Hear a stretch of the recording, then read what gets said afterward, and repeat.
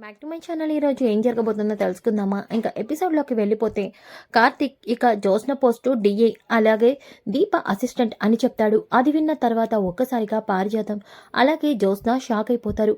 ఇక పారిజాతం, ఏంట్రా ఏం మాట్లాడుతున్నావు నువ్వు? జ్యోత్స్న అంటే ఎవరనుకుంటున్నావు?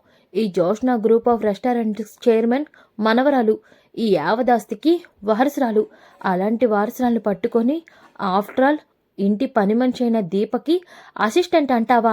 నీకెంత ధైర్యం అని వెనకాలే ఒక్కసారిగా శివనారాయణ పారిజాతం అని గట్టిగా అరుస్తాడు. వెంటనే పారిజాతం, అది కాదండి, మన జ్యోత్స్న దీపకి అసిస్టెంట్ ఏంటండి అని వెనకాలనే, చూడు ఏంటి నీకిచ్చిన శిక్షకి ఇంకొకటి ఏదైనా యాడ్ చేయమంటావా? అది కాదండి, లేకపోతే దీప ఎవరు?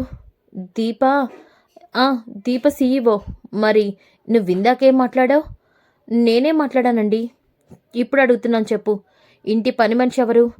ఇంటి పని మనిషి చెప్పు పారు, తాత అడుగుతున్నాడు. ఇంటి పని మనిషి ఎవరు?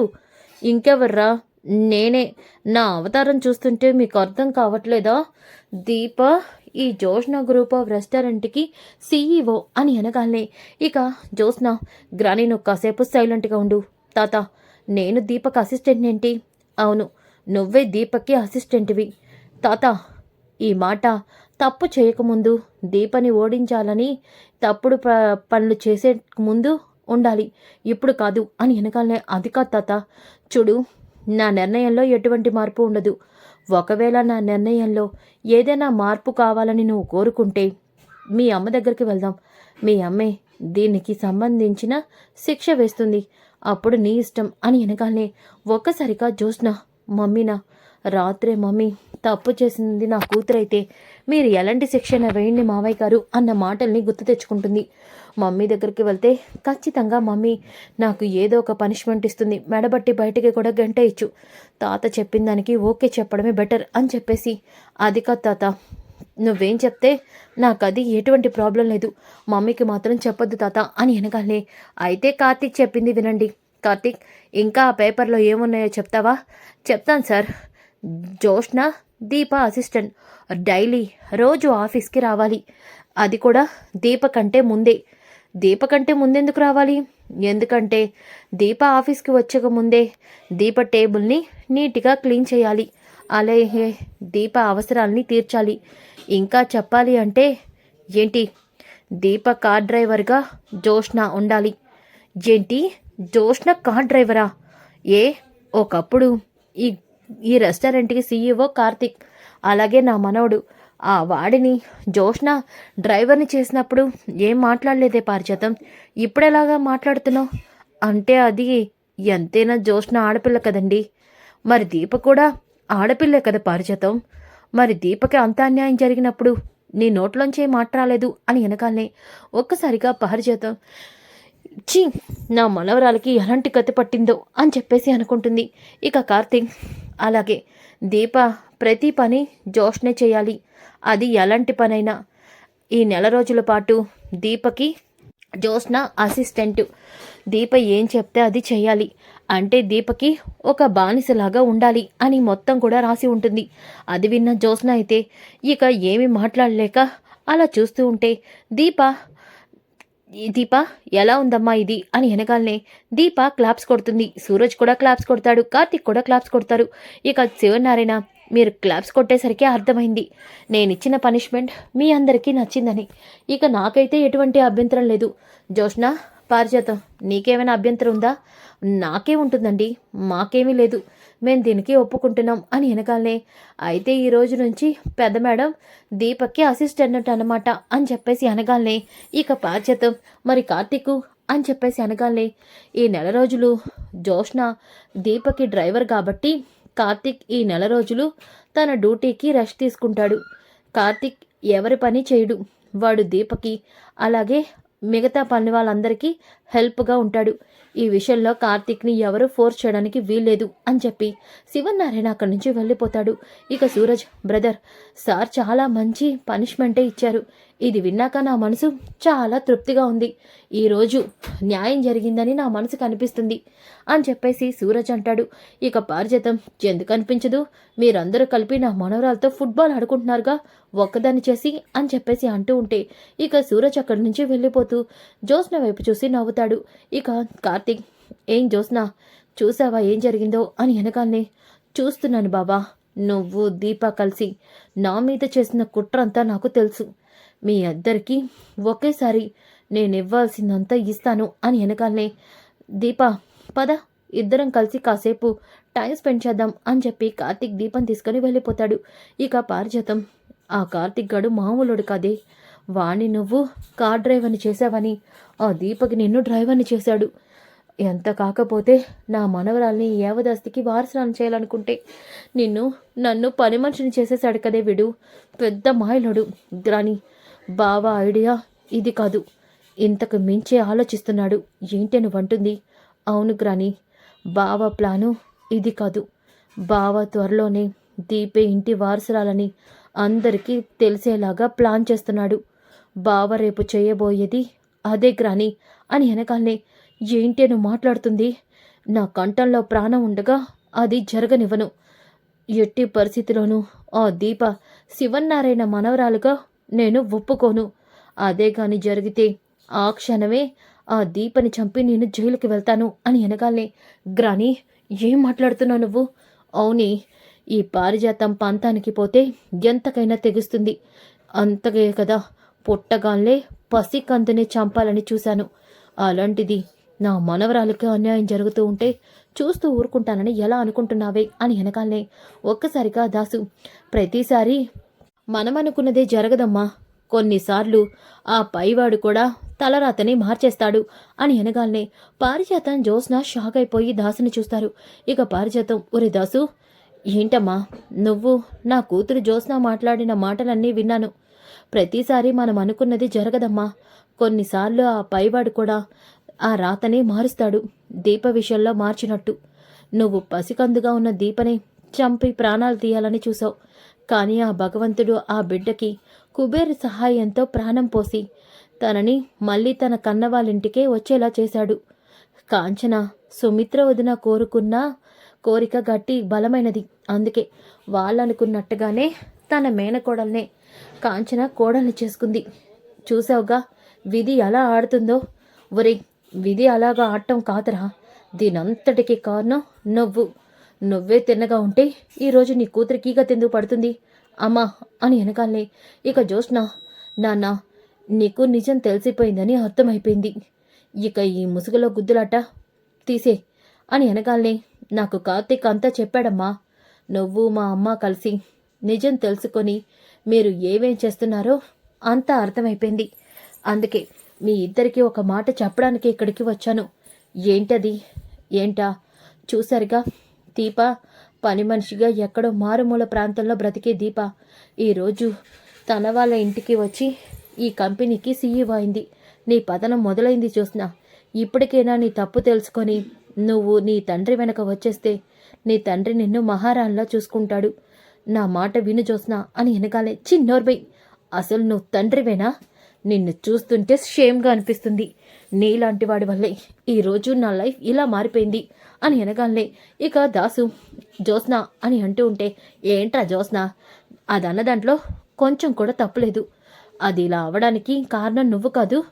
నువ్వు గనుక ఆ దీపే అసలైన వారసురాలిన విషయం ఆ కార్తీక్ గాడికి చెప్పకపోయి ఉంటే ఈరోజు దీప ఈ పరిస్థితిలో ఉండేదే కాదు. ఈ యావదాస్తి దీనికే దక్కేది. ఇదంతా కూడా ఇదే అనుభవించేది. దాని జీవితాన్ని నువ్వే నాశనం చేసావు. లేదమ్మా, నువ్వే దీపకి అన్యాయం చేశావమ్మా. అందుకే ఆ పాపం వెంటాడుతూ మిమ్మల్ని ఇలా వేధిస్తుంది. ఇప్పటికైనా నువ్వేనా శివనారాయణ గారి ముందు తప్పును ఒప్పుకొని క్షమించమని కాళ్ళ మీద పడమ్మా. కనీసం నువ్వు చేసిన తప్పుని క్షమాపణ అడిగితేనైనా నిన్ను క్షమించి వదిలేస్తారు. సుమిత్ర వదినకి, దశరథన్నకి నువ్వు చేసిన అన్యాయానికి కనీసం నువ్వు వాళ్ళకి నిజమైన చెప్పమ్మా అని అంటాడు. దాంతో జ్యోత్స్న, ఏంటి నువ్వు గ్రానికి వచ్చి హితబోధలు చెప్తున్నావా? అయినా నీ మాటలు గ్రాని వినదు. అవునరా, వినను. చూడు, ఆ దీపని ఎలాగైనా తప్పిస్తాను. నా మనవరాల్నే ఆ ఇంటి వారసురాలను చేస్తావు. అది కల్లో కూడా జరగదమ్మా. అవును, కార్తీక్ పక్కనుండగా మీరు అనుకున్నది ఒక్కటి కూడా జరగదు. ఇంకొక విషయం, త్వరలోనే కార్తీక్ దీపే దశరథన్నయ్య కూతురని అందరికీ తెలిసేలా చేస్తాడు. అప్పుడు జోష్న పరిస్థితి కానీ నీ పరిస్థితి కానీ ఎంత దారుణంగా ఉంటుందో ఆలోచించుకో అమ్మా. అందుకే ముందే చెప్తున్నాను, మీ మనసుని మీ బుద్ధిని మార్చుకోండి. అసలు నువ్వు ఎందుకు వచ్చావురా ఇక్కడికి? ఈ వాటలు మాతో చెప్పడానికా? లేదమ్మా, దీప సీఈఓ అయిందని తెలిసింది. దీపని కంగ్రాట్ చెప్దామని వచ్చాను. ఆ పని ముగించుకొని వెళ్ళిపోతాను. కానీ మీరు కూడా ఆలోచించుకోండమ్మా అంటూ దాస్ అక్కడి నుంచి వెళ్ళిపోతాడు. ఈ మాటలన్నీ కూడా శివన్నారాయణ విండోలోంచి వినేస్తాడు. ఒక్కసారిగా శివన్నారాయణ కుప్పకూలిపోతాడు. ఏంటి, పారిజాతం పుట్టగానే దశరథ కూతురి మార్చేసిందా? ఇన్నాళ్ళు నా మనవరాలు జ్యోత్స్న అనుకుంటున్నాను, కానీ నా మనవరాలు దీప. ఏంటి, ఏం జరుగుతుంది? దీప నా మనవరాలా? దీప సుమిత్ర దశరథ కూతురా? ఈ విషయాన్ని పారిజాతం జోష్నకి కూడా తెలుసా? వీళ్ళందరూ కలిసి నాటకాలు ఆడుతున్నారా? ఏం జరుగుతుంది? కార్తీక్కి నిజం తెలుసని దాస్ అంటున్నాడు. ఇప్పుడే ఈ నిజమేంటో తేలాల్సిందే అని శివనారాయణ దీప కార్తీక్ దగ్గరికి వస్తాడు. ఇంతలోకి దీప, బావా, నాకు ఈరోజు చాలా సంతోషంగా ఉంది. దీప, నాకు కూడా ఈరోజు చాలా సంతోషంగా ఉంది. అవును, పారుకి జ్యోత్స్నకి ఏదైతే దక్కాలో అదే దక్కింది. వాళ్ళు నీకు చేసిన అన్యాయానికి ఈరోజు తాత వాళ్ళకి శిక్ష విధించాడు. లేదు బావా, వాళ్ళని చూస్తుంటే బాధేస్తుంది. పారిజాతం గారికి ఈ వయసులో ఇలాంటి శిక్ష అవసరమా బావా? వదిలేయాల్సింది. దీపా, అలాంటప్పుడు పారు కూడా పసికందును నీ మీద జాలు చూపించి నిన్ను చంపకుండా వదిలేయచ్చు కదా. ఎందుకు నిన్ను చంపాలని చూసింది? పుట్టగానే అత్తకి నీకెందుకు దూరం చేసింది? పుట్టగానే తల్లిని నీకు ఎందుకు దూరం చేయాలి? వారు నిన్ను దూరం చేయటం వల్లే కదా చిన్నప్పటి నుంచి కోట్లలో పుట్టిన నువ్వు ఒక పేద కుటుంబంలో పెరగాల్సిన పరిస్థితి వచ్చింది. నీ జీవితం ఈరోజు ఇలా అవడానికి కారణం పారు జ్యోత్స్న కాదా? చెప్పు దీపా. మరి అలాంటి వాళ్ళకి ఆ శిక్ష చాలా చిన్నది. ఇదే గనక తాతకి తెలిస్తే వాళ్ళకి ఈ శిక్ష కన్నా రెట్టింపు శిక్ష వేస్తాడు అని అనగానే ఒక్కసారిగా దీప, బావ తాత అని అనగానే, ఏంటి దీప తాత అంటున్నావు? ఏదో తాత ఇక్కడున్నట్టు అని వెనక తిరిగి చూడగానే శివనారాయణ ఉంటాడు. కార్తీక్, తాత మన మాటలు వినేసి ఉంటాడా దీపా? ఏమో బావా, తాతగారు చాలా కోపంగా కనిపిస్తున్నారు అని అనగానే, తాత ఏమైంది? నువ్వేంటి ఇక్కడున్నావు? అలా సీరియస్గా చూస్తున్నావేంటి అని అనగానే ఒక్కసారిగా శివనారాయణ కార్తీక్ చెంప పగలగొడతాడు. దాంతో కార్తీక్, తాత అని అనగానే, నోరు మీరా, ఇంకా ఎన్ని రోజులు నన్ను మోసం చేయాలని చూస్తున్నావు? చెప్పరా, ఏం సాధించడం కోసం నువ్వు ఇదంతా చేస్తున్నావు? చెప్పు. తాత నేనేం చేశాను? పెద్దయ్య గారు బావేం చేశాడు అని దీప అనగానే, నువ్వు మాట్లాడకు, చెప్పరా చెప్పు. నా మనవరాలు దీప అని విషయం తెలిసి కూడా ఎందుకు ఈ విషయాన్ని దాచిపెట్టి మమ్మల్ని అందరినీ పిచ్చివాళ్ళని చేస్తున్నావు? ఎందుకు మా కళ్ళ ముందే మా వారసురాలు కంటికి కనిపిస్తున్నా దీప పని మనిషి అని ఎందుకు మాకు ప్రతిసారి పిచ్చోళ్ళు చేస్తున్నావు? చెప్పరా, నిజం తెలిసి కూడా ఎందుకు మా అందరితో ఆటలాడుకున్నావు అని వెనకాలనే, తాత నేను మీ మాటలన్నీ విన్నాను. అవును, ఇందాక దాసు పారిజాతం జ్యోత్స్నతో మాట్లాడుతున్నప్పుడు నేను దీప నా మనవరాలన్న విషయాన్ని తెలుసుకున్నాను. చెప్పరా కార్తీక్, ఎందుకు ఈ విషయాన్ని నువ్వు కూడా మాకు నిజం చెప్పకుండా దాచిపెట్టావు? తాత అది కాదు తాత, దీపం మీద మీకున్న కోపం, దీపం మీద మీకున్న చెడు అభిప్రాయం, దీప మీ మనవరాలని చెప్తే మీరు నమ్మే పొజిషన్లో ఉన్నారా? లేరు. అందుకే దీపం మీద మీకున్న ఒపీనియన్ మార్చడానికి నేను దీప మీ ఇంట్లో పనివాళ్ళుగా జాయిన్ అయ్యాం. ఎప్పటికైనా నీకు బావికి అత్తకి నిజం చెప్పాలి అనుకున్నాం. నిజం చెప్పాలని చాలాసార్లు ప్రయత్నం చేశాను, కానీ అత్త కండిషన్ బాగాలేదు. అత్తకి ఇలాంటి పరిస్థితిలో నిజం చెప్తే అత్త తట్టుకోలేదని అత్త కోసమే నిజం చెప్పకుండా దాచిపెట్టాను. అంటే సుమిత్ర ప్రాణాన్ని కాపాడింది కూడా దీపే తాత. అందుకే దీప ఆ రోజు హాస్పిటల్లో జాయిన్ అయింది. ఒరే, ఎందుకురా మమ్మల్ని అందరినీ గుడ్డివాళ్ళని చేసావు? నా మనవరాలు నా కళ్ళ ముందే ఉంటే నేను పని మనిషిని చేశానా? నేను నా నోటితో నా మనవరాల్ని అనకూడని మాటలన్నీ అన్నాను. నా మనవరాలి విషయంలో నేను చాలా పెద్ద తప్పు చేశాను. నన్ను క్షమించమ్మా దీప అంటూ శివనారాయణ దీప చేతిలో పట్టుకుంటాడు. తాతయ్య, మీరు నాకు క్షమాపణ చెప్పడం ఏంటి? మీరు పెద్దవాళ్ళు, మీ నుంచి మేము ఆశీర్వాదాన్ని కోరుకోవాలి, అంతేగాని ఇది కాదు అని అనగానే ఇక కార్తీక్, తాత ఈ విషయం నీకు తెలిసింది, కానీ ఎట్టి పరిస్థితుల్లోనూ ఇప్పుడే ఈ నిజాన్ని నువ్వు బయట పెట్టద్దు. బయట పెట్టకపోవడం వెంట్రా, నా మనవరాలకి ఇంత అన్యాయం చేసినా ఇప్పుడు గనుక నువ్వు నిజం చెప్తే అత్త ఈ నిజాన్ని విని తట్టుకోలేదు తాత. అత్త దీప తన కన్న కూతురే అన్ని నమ్మేలాగా అత్త ఈ విషయాన్ని తన మనస్ఫూర్తిగా ఇష్టపడేలా చేయాలి. అప్పటి వరకు ఈ నిజాన్ని బయట పెట్టదు తాత. ఒకవేళ ఈ నిజం నీకు తెలిసిందని తెలిస్తే జోష్న, పారు ఎంతకైనా తెగిస్తారు. వాళ్ళు నీ ప్రాణాలు తీయడానికైనా సిద్ధపడతారు. ఏంట్రా నువ్వంటుంది? అవును తాత, నువ్వు అనుకున్నట్టుగా పారు, జోష్న చాలా తప్పులు చేశారు. వాళ్ళు చేసిన తప్పుల గురించి తెలిస్తే నువ్వు వాళ్ళని ఇంట్లోంచి మెడపట్టి బయటికి గెంటేస్తావు. అవును తాత, కొన్ని రోజులు నువ్వు ఓపిక పట్టు. ఈ నిజం తెలిసినా తెలియనట్టే ఉండు ప్లీజ్ తాత అని చెప్పేసి కార్తీక్ అయితే శివనారాయణతో చెప్తాడు. దశరథకి ఈ విషయం తెలుసా? తెలుసు తాత. మావయ్యకి అత్త ఆపరేషన్ ముందు రోజే ఈ నిజం తెలుసు. అందుకే మావయ్య దీప విషయంలో అలా మాట్లాడటం మొదలుపెట్టాడు అని వినగానే శివనారాయణ జరిగిందంతా కూడా గుర్తు తెచ్చుకుంటాడు. అందుకే దశరథ మాటల్లో తేడా వచ్చిందా? అందుకే దశరథ దీప విషయంలో మాట్లాడుతున్నాడా అని చెప్పేసి, ఒరే మనవడా, ఈ రోజు నుంచి పారిజాతం మనవరాలకి మనం బుద్ధి చెప్పాలి. ఈ రోజు నుంచి వాళ్ళతో మనం ఒక ఆట ఆడుకోవాలి. అవును, ఈ రోజు నుంచి కొత్త ఆట మొదలు పెడదాం అని చెప్పేసి అంటాడు. ఇంకా ఒక పక్కన జోస్న అయితే, గ్రాని మన టైం చాలా బ్యాడ్గా నడుస్తుంది. చూసావుగా నీ కొడుకు ఎలా మాట్లాడాడో? అవునే, వాడే తిన్నగా ఉంటే ఈరోజు మనకెందుకు ఇలా అయ్యేది అని అంటూ ఉంటే ఇంతలోకి దీప బెల్ కొడుతుంది. ఇక జోస్న, ఏంటి బెల్లేంటి తెగ కొడుతుంది దీప? వసే, అది నీకోసమే కొడుతుందంటుందే, నువ్వు దాని అసిస్టెంట్ అని మీ తాత చెప్పాడు కదా అని అనగానే జోస్న ఇక లోపలికి వెళ్తుంది. ఇక దీప, బెల్ ఒకసారి కొడితే రావాలని తెలీదా? దీప, ఏంటి నన్నేదో ప్యూన్లా చూస్తున్నావు? అవునే, నువ్వు ఈ రోజు నుంచి నాకు ప్యూన్వే. నేనేం చెప్తే అది చేయాల్సిందే. ఇందాక బావ చెప్పాడు, మర్చిపోయావా అని అనగానే, దీప నీ అర్హత ఏంటో నీ లెవెల్ ఏంటో మర్చిపోయావు. లేదే, గుర్తుంది, అందుకనే ఇలా మాట్లాడుతున్నాను. లేకపోతే ఏం చేస్తావే? నువ్వు నా పని మనిషివి. ఎట్టి పరిస్థితిలోనూ నీకు నేను ఎటువంటి సేవ చెయ్యను. అవును, మా తాత చెప్పాడని నేను నీకు టీ కాఫీలు ఇస్తాను, నీ బల్ల తుడుస్తానని ఎలా అనుకుంటున్నావు? కళ్ళలో కూడా నేను నీకు అలాంటి పనులు చెయ్యను అని అనగానే దీప జోస్న చంప పగలగొడుతుంది. ఒక్కసారిగా జోస్న షాక్ అయి, దీపా ఏంటే ఏమీ చేయను, నువ్వు ఇష్టం వచ్చినట్టు అడ్డమైన కూతలు కూస్తూ ఉంటే చూస్తూ ఊరుకుంటాననుకుంటున్నావా? నేను ఇదివరకు దీపని కాదే. ఈ దీప ఇప్పుడు CEO. మాటలు తిన్నగా రాకపోతే ఇలాగే నా చేత్తో నీకు బుద్ధి చెప్తాను. మర్యాదగా వెళ్ళి స్ట్రాంగ్గా కాఫీ పెట్టి తీసుకురా.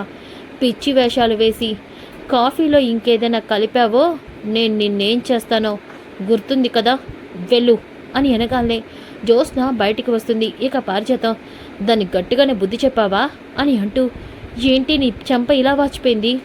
గ్రాని, ఆ దీప నన్ను కొట్టింది. ఏంటి, అది నిన్ను కొట్టిందా? ఎంత ధైర్యం ఉంటే నా మనవరాలే కొడుతుందా? ఇప్పుడే దాని పని చెప్తానుండు. గ్రాని, దీప ఇదివరకట్లా లేదు గ్రాని. నువ్వు అనవసరంగా లోపలికి వెళ్ళకు. వెళ్ళడం అంటే ఈరోజు దాన్ని ఉతికారేసేస్తాను. అది నన్ను ఏం చేస్తుందో చూస్తాను అని చెప్పేసి లోపలికి వెళ్తుంది. ఇక దీప, పారిజాతం గారు మీరేంటి ఇలా వచ్చారు? ఏంటి, ఏదో నిన్ను ఆయన CEO చేస్తే నా మనవరాల మీదే చేసుకుంటావా? నీకెంత ధైర్యం ఉంటే నా మనవరాలనే కొడతావా? అసలు నువ్వు అర్హత ఏంటే? నువ్వు మా ఇంటి పని మనిషివి. నా మనవరాలే నిన్ను జాలి చూపించి ఇంటికి తీసుకురాకపోతే నీ బ్రతుకు ఎలా ఉండేదో మాకు తెలీదా? నువ్వొచ్చి నీతులు చెప్తున్నావా? నా మనవరాలనే కొడతావా నిన్ను అని పారిజాతం జోస్న మీద దీప మీద చేయెత్తబోతూ ఉంటే ఒక్కసారిగా దీప పారిజాతం చెయ్యిని వెనక్కి తిప్పేసి, ఏంటి పారిజాతం గారు ఇప్పుడు చెప్పండి, ఏంటి నా చెయ్యి నొప్పి వస్తుంది, వదులు. ఏదో అంటున్నారుగా పారిజాతం గారు, చెప్పండి, నన్నేదో చేస్తానంటున్నారుగా. వసే, చెయ్యదులవే, చెయ్యి విరిగిపోయేలా ఉంది. చూడు, పిచ్చి పిచ్చి కూతలు నువ్వు నీ మనవరాలు ఈరోజు నుంచి కూసినా, పిచ్చి నాటకాలు నా దగ్గర ఆడినా ఇద్దరి చేతులు కాలు చేతులు విరగ్గొట్టి పొయ్యిలో పెడతా. ఈ దీపకి ఒకరిని గౌరవించడం తెలుసు, భయపడటం తెలుసు, భయపెట్టడం కూడా తెలుసు. నీ మనవరాలికి టీ కాఫీ తయారు చేయమని చెప్పాను. వెళ్ళి అది తిన్నగా పెడుతుందో లేదో చూడు, లేకపోతే అది నువ్వు పెట్టాల్సి వస్తుంది అని దీప గట్టిగానే వార్నింగ్ ఇస్తుంది. సో ఫ్రెండ్స్, కమింగ్ ఎపిసోడ్ చాలా ఇంట్రెస్టింగ్గా ఉంటుంది. డోంట్ మిస్ ఈ వీడియో నచ్చితే లైక్ చేయండి, షేర్ చేయండి. Thanks for watching.